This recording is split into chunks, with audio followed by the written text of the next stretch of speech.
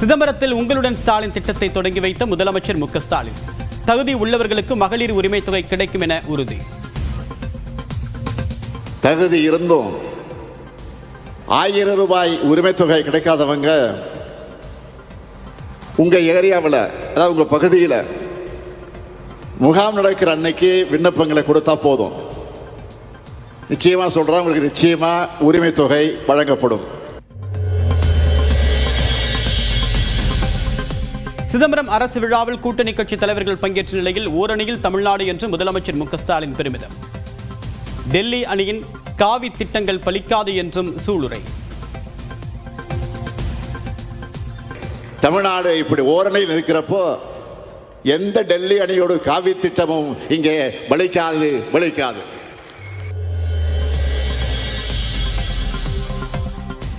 திமுக ஆட்சியில் திட்டங்களுக்கு பெயர் வைப்பதில் குறையவில்லை என்று ஜெயக்குமார் விமர்சனம். ஐஏஎஸ் அதிகாரிகளை அரசின் செய்தி தொடர்பாளர்களாக நியமித்தது ஏன் என்றும் கேள்வி.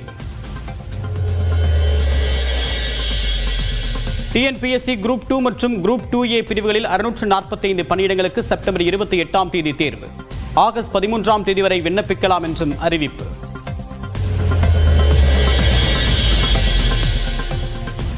நடிகை சரோஜா தேவியின் உடல் சொந்த ஊரில் இன்று அடக்கம். பெங்களூருவிலிருந்து எடுத்து செல்லப்பட்டது உடல்.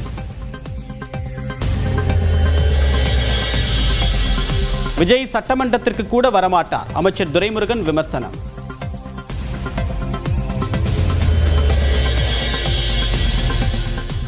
படம் தயாரிக்க பணம் பெற்ற நடிகர் ரவி மோகன் 10 கோடி ரூபாய் அளிக்க கோரி தயாரிப்பு நிறுவனம் வழக்கு. ரவி மோகன் பதிலளிக்க சென்னை உயர்நீதிமன்றம் உத்தரவு. திருவண்ணாமலை மாவட்டம் தன்றாம்பட்டு அருகே ஏலியன் தாக்கியதாக பரவக்கூடிய தகவல் வதந்தி. 2011இல் கிராபிக்ஸ் போட்டிக்காக உருவாக்கப்பட்ட படம் என்று அரசின் தகவல் சரிபார்ப்பகம் விளக்கம். தமிழ்நாட்டில் நிர்வாக ஒதுக்கீட்டில் உள்ள மருத்துவ இடங்களுக்கான கட்டணம் இந்த கல்வியாண்டு முதல் உயர்கிறது. இந்திய மாணவர்களுக்கு நிர்வாக ஒதுக்கீட்டில் மருத்துவம் படிக்க ஆண்டுக்கு 1.5 லட்சம் ரூபாயும், NRI மாணவர்களுக்கு 2 லட்சம் ரூபாயும் கூடுதலாக நிர்ணயம். சேலம் அஸ்தம்பட்டி அருகே காவல் நிலையம் அருகே இளைஞர் வெட்டி படுகொலை. குற்றவாளிகளை தேடும் காவல்துறையினர்.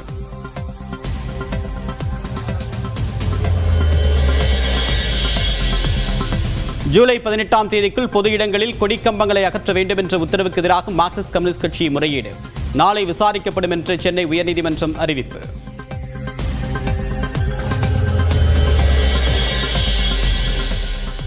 பாஸ்போர்ட் தொலைந்து விட்டதால் புதிய பாஸ்போர்ட் கோரி சீமான் வழக்கு. மண்டல பாஸ்போர்ட் அதிகாரி பதிலளிக்க உயர்நீதிமன்றம் உத்தரவு. சிகிச்சைக்காக அமெரிக்கா செல்ல அனுமதி கோரி செந்தில் பாலாஜி சகோதரர் மனு மீது அமலாக்கத்துறை பதிலளிக்க உயர்நீதிமன்றம் உத்தரவு. அமெரிக்கா செல்ல அனுமதி அளித்தால் பாஸ்போர்ட்டை இந்திய தூதரகத்தில் ஒப்படைக்க நேரிடும் என்று நீதிமன்றம் கருத்து. திண்டுக்கல் அரசு மருத்துவக் கல்லூரி மருத்துவமனையில் 2வது மாடியில் தீ விபத்து. குழந்தைகளுடன் அலறியடித்து வெளியேறிய தாய்மார்கள்.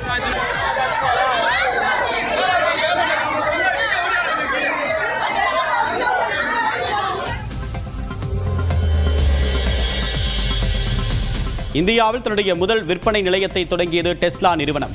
மும்பையில் திறக்கப்பட்டிருக்கூடிய விற்பனையகத்தில் மாடல் ஒய் காருக்கு 1 லட்சம் ரூபாய் சலுகை அறிவிப்பு. பெய்ஜிங்கில் சீன அதிபர் ஜி ஜின்பிங்குடன் வெளியுறவுத்துறை அமைச்சர் ஜெய்சங்கர் சந்திப்பு. இருநாட்டு உறவை மேம்படுத்துவது குறித்து பேச்சுவார்த்தை. சர்வதேச விண்வெளி நிலையத்திலிருந்து புறப்பட்ட சுபான்ஷு சுக்லா இன்று பூமிக்கு திரும்புகிறார். அமெரிக்காவின் கலிபோர்னியா அருகே பிற்பகல் 3 மணிக்கு கடல் பகுதியில் தரையிறங்க ஏற்பாடு. இங்கிலாந்திற்கு எதிரான 4வது டெஸ்ட் கிரிக்கெட் போட்டியில் பும்ரா மற்றும் ரிஷப் பந்த் விளையாட வாய்ப்பில்லை. துருவ் மற்றும் அஷ்தீப் சிங்குக்கு வாய்ப்பு தரப்படலாம் என்று தகவல்.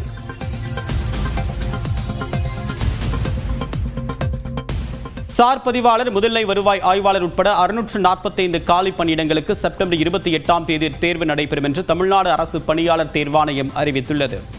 தமிழ்நாடு அரசு துறைகளில் காலியாக உள்ள இடங்களுக்கு தமிழ்நாடு அரசு பணியாளர் தேர்வாணையம் தேர்வு நடத்தி தகுதியாளர்களை தேர்வு செய்து வருகிறது. அந்த வகையில் சார் பதிவாளர், முதுநிலை வருவாய் ஆய்வாளர், வனவர், இளநிலை வேலைவாய்ப்பு அலுவலர் உள்ளிட்ட பதவிகளுக்கான குரூப் 2 மற்றும் குரூப் 2A தேர்வு அறிவிப்பை தமிழ்நாடு அரசு பணியாளர் தேர்வாணையம் வெளியிட்டுள்ளது.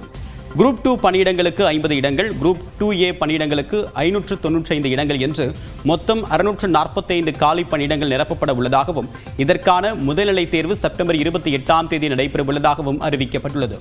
இந்த தேர்வுக்கு இன்று முதல் ஆகஸ்ட் 13ஆம் தேதி வரை TNPSC அதிகாரப்பூர்வ இணையதளத்தில் விண்ணப்பிக்கலாம் என்றும் அறிவிக்கப்பட்டுள்ளது.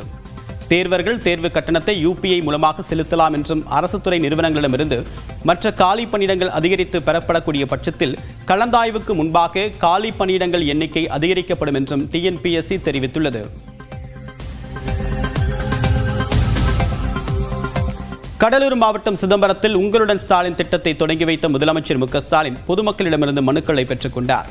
தமிழ்நாட்டில் அனைத்து நகர்ப்புற மற்றும் ஊரக பகுதிகளில் முகாம்கள் நடத்தி மக்களிடம் மனுக்களை பெறக்கூடிய வகையில் உங்களுடன் ஸ்டாலின் என்ற புதிய திட்டத்தை முதலமைச்சர் மு க ஸ்டாலின் இன்று தொடங்கி வைத்தார். சிதம்பரத்தில் ரயில்வே மேம்பாலம் அருகே உள்ள தனியார் மண்டபத்தில் நடைபெற்ற நிகழ்ச்சியில் இத்திட்டத்தை தொடங்கி வைத்த முதலமைச்சர் பொதுமக்களிடம் மனுக்களை பெற்றார். மக்களிடம் மனுக்களை பெற்றுக் கொண்டதோடு அவர்களிடம் விவரங்களையும் கேட்டறிந்தார்.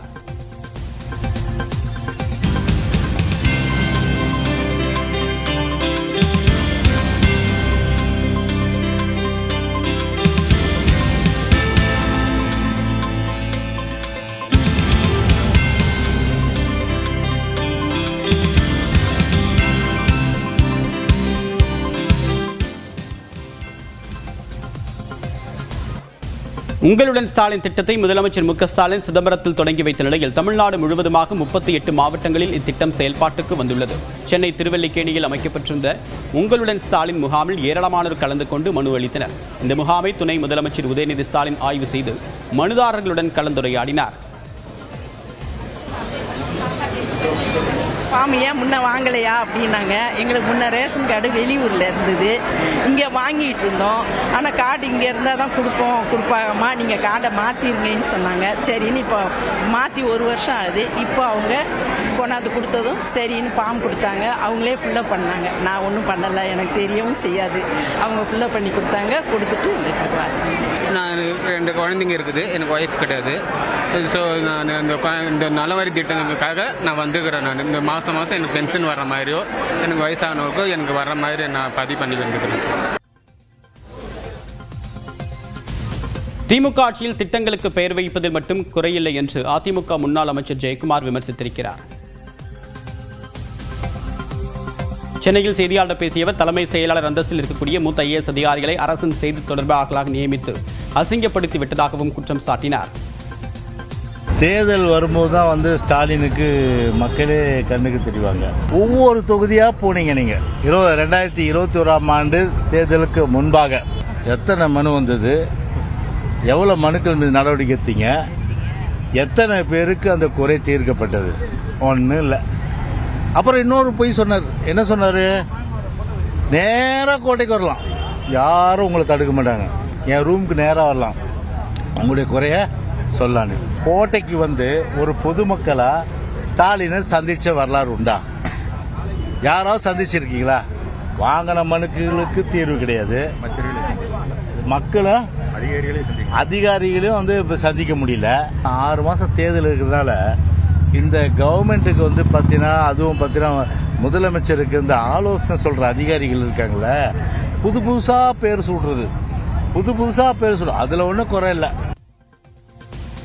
அன்புமணியை அவருடைய தாயார் சந்தித்தது சகஜமானதுதான் என்று பாமக நிறுவனர் டாக்டர் ராமதாஸ் விளக்கம் அளித்திருக்கிறார். தைலாபுரம் இல்லத்தில் செய்தியாளர் பேசிய அவர் கட்சிக்குள் மோதல் போக்கு நிலவினாலும் தேர்தலை சந்திப்போம் என்று கூறினார். அம்மா சின்னவரை பார்க்க போயிருந்தாங்க. இது தொடக்கமா சந்திப்புன்றது இது கேள்வியே தப்பு. அம்மா பிள்ளைய பார்க்கறது, பிள்ளை அம்மாவை பார்க்கறது சகஜமான ஒன்று தான். இது போய் கேள்வி கேட்குறீங்க. இல்லை, அது சந்திச்சது பாமகவினர் அனைவருமே சந்தோஷப்பட்டிருக்காங்க. அதன் வெளிப்பாடெல்லாம் வெளிப்படுத்தியிருக்காங்க அனைவரும். ஐயாவும் உங்களுடைய கருத்துக்காக மட்டும்தான் அனைவரும் காத்துக்கிட்டு இருக்காங்க. உங்களுடைய அடுத்த கட்ட காத்திருப்போம் காலங்கள் விழும். ஐயா இன்னும் 8 மாதம் தான் இருக்குது தேர்தலுக்கு, மோதல் போக்கணும் போயிட்டு இருக்குங்க ஐயா, எப்படி ஐயா பார்க்குறீங்க? எல்லாம் தேர்தல் 4 நாள் போவோம், தேர்தலும் வரும், தேர்தலே சந்திப்போம் போப்பா. சரிங்க. அப்புறம் பார்ப்போம்.